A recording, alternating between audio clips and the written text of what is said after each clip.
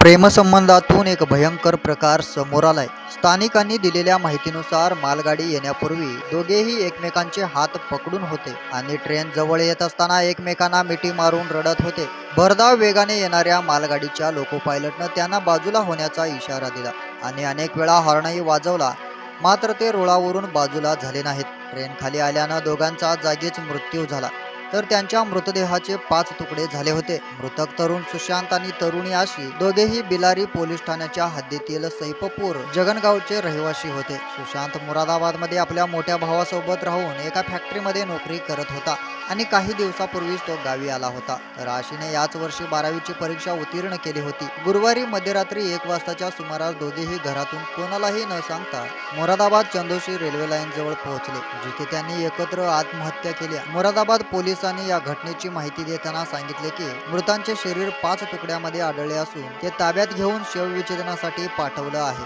शवविच्छेदन अहवाल आल्यानंतर या प्रकरणी पुढील कायदेशीर कारवाई केली जाईल असं पोलिसांनी सांगितलं. या घटनेमुळे परिसरात शोककळा पसरली असून प्रेमसंबंधातून घडलेल्या हृदयद्रावक घटनेमुळे अनेक प्रश्न निर्माण झाले आहेत.